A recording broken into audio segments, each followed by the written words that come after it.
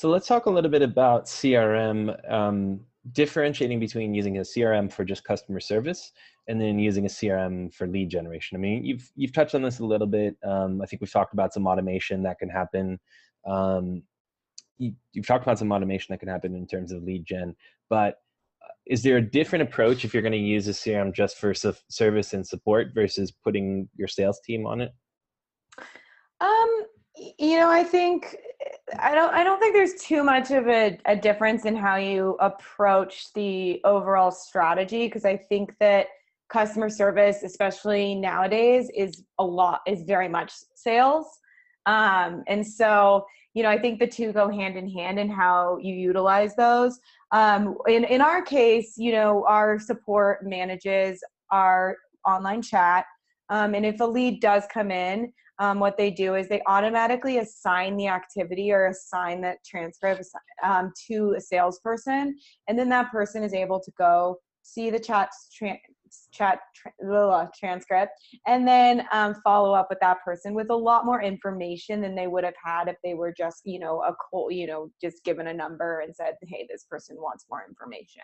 Mhm. And so I think it's more just the sharing of information and the collaboration.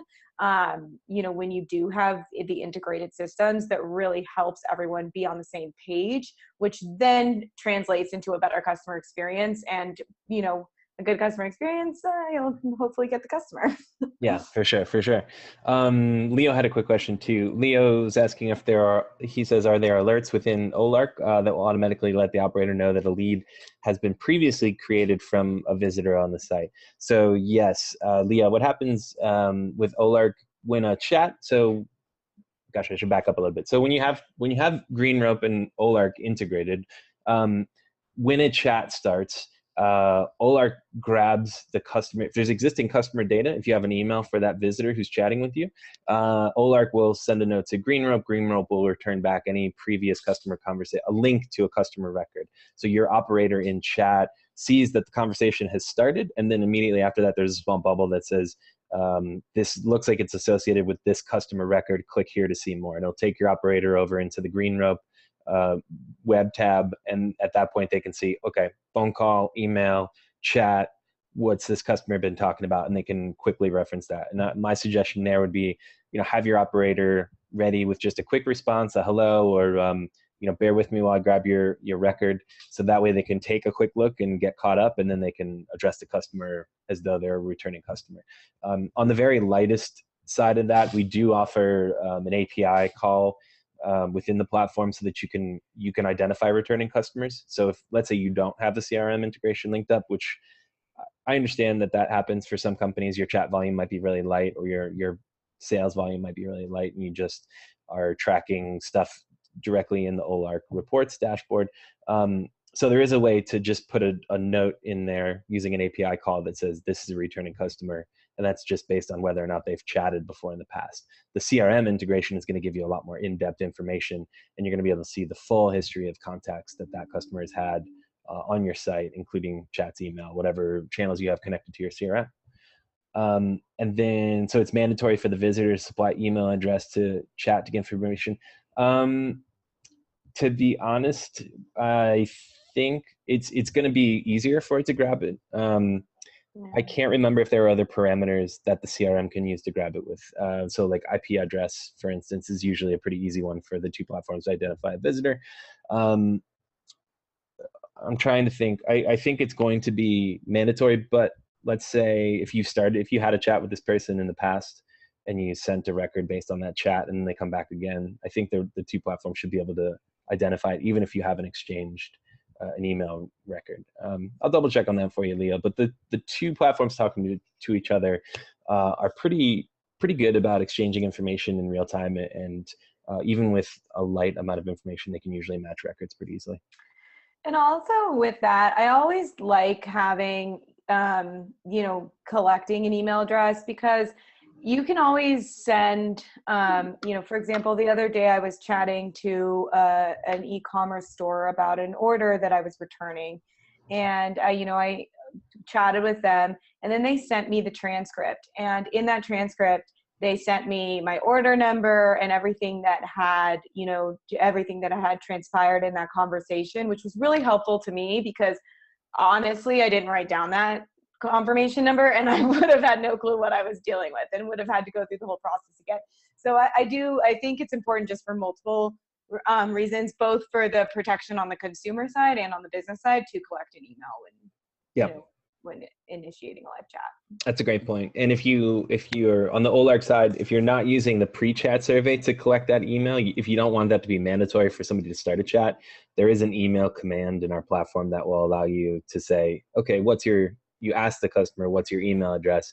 And then you use the email command with their email address after that, and that will assign it in the chat and assign it to the record. So let's talk a little bit about, and just a reminder too, these questions are coming in through the chat tab on Zoom. So if you're on the webinar right now and you have questions about Olark or about GreenRope or about using these two tools in any way, chat to us, let us know. I'm just grabbing these questions straight out of the chat in real time. We're happy to answer and help you figure out whatever it is you need to figure out. But I was kind of curious about this when we were going through. So we're talking a bit about integrations. And I think, in our preliminary conversations, we were talking about how this is kind of the future for some of the standalone platforms, like a CRM platform, like a chat platform. Can you talk a little bit about, first of all, like someone who might not be someone who might not be familiar with setting up an integration, can you talk a little bit about what that entails? How do you connect GreenRope CRM to like another platform that's out there? How easy or difficult is that?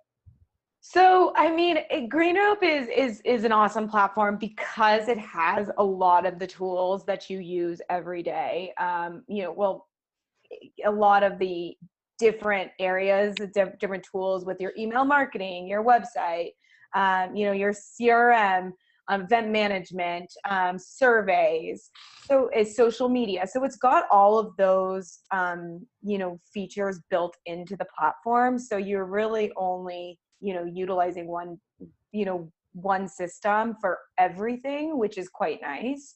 But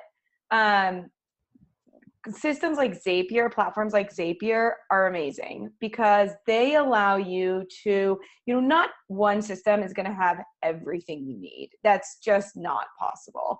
But that's where Zapier comes in, because Zapier is such an easy to use integrator that you can literally take any platform, any system, any app that you use every day and integrate that, with your CRM or as long as they're on Zapier.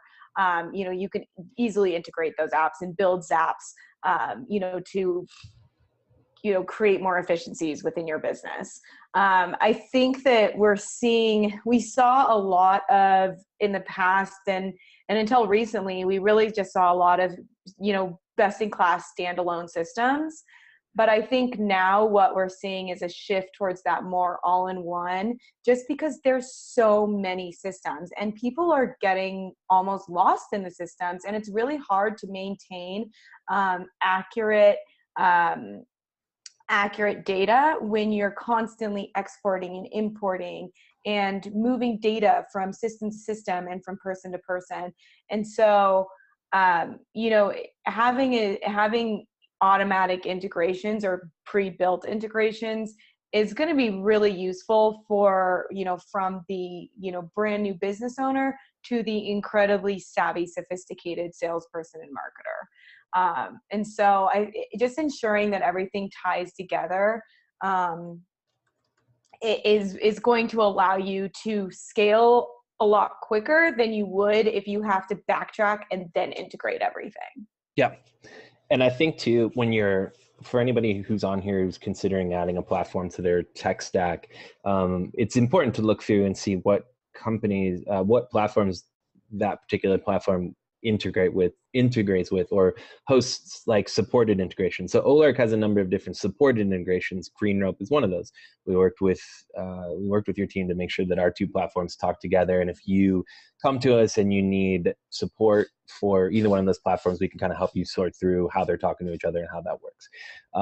We also, and that's pretty easy. We made a really simple UI to drop in your GreenRope information into your Olark dashboard and get the two platforms to start talking together. You can also set up your own webhooks if you're feeling really technically savvy. There's documentation on our website, but there's also documentation on other websites on how to connect two platforms using your own endpoints that you set up. And like you said, Zapier is such a great resource. I described it here in chat as like a user-friendly UI for creating webhooks and also user-submitted webhook endpoints. And so you can go through there and it's like a library of different platforms that people have already created connectors for. But I would really encourage everybody here, if you're in that consideration phase, look at the library of supported integrations that a particular platform offers, because that's a good sense. That'll give you a good sense if they're a standalone platform.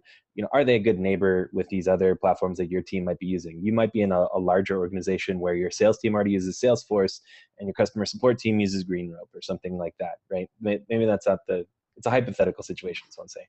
But like, you might not be able to convince the sales team to move off Salesforce, so you're going to need to figure out whether or not GreenRope talks to Salesforce or whatever the situation may be. So that should be part of your research. What kind of integrations? Which we actually do talk to Salesforce, funny enough. Perfect. Good. Yeah. Good. Awesome. But I think that's important. And I think that's an important point for standalone platforms like Olark, like GreenRope. In the future of the business, there's a lot of buzz around this, like future of the API economy that's happening in the companies that are relying on each other's APIs to be able to talk to each other. So do your research, take a look at their integrations page, see if they're being a good neighbor to the other companies that are out there. Maggie, we're going to get into, I want to just ask one more question before we kind of start to wrap up here, which will be about the future of our two platforms. But Maggie asks a good question here. What company maximizes its chat platform for us to best learn from? Yeah, that's a great question, Maggie. I guess I'd be curious to know what type of business you're in. I think I look at a SaaS company. There are a lot of SaaS companies that use live chat for either product feedback or customer support. I think with SaaS companies, social tables, right? Yeah, great. So for an event planning software business, so gosh, I'll have to think of some. I could probably pull some good examples for you and even get you in touch with them.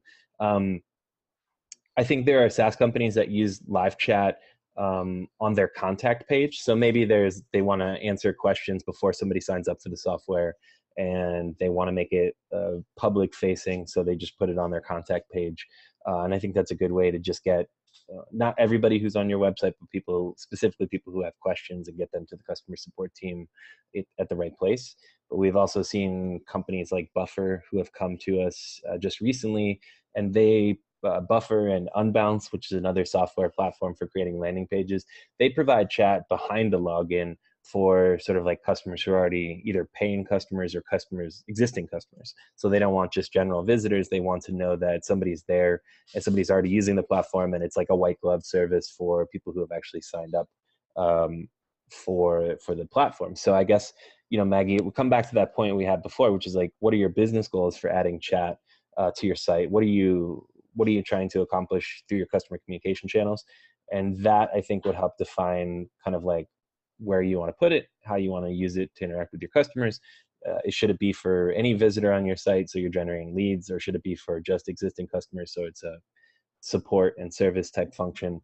And then from there, just be fast to respond, be human in your responses, and again, connected to a back-end platform that'll help you capture that data and feedback and make it actionable. I mean, if you're not putting chat transcripts into another platform like GreenRope, where you can actually act on that qualitative feedback at a future time, then you're really wasting a great opportunity. I mean, every customer interaction is just another opportunity for you to either wow them in the moment or follow up with them at a later point and surprise and delight them even further. So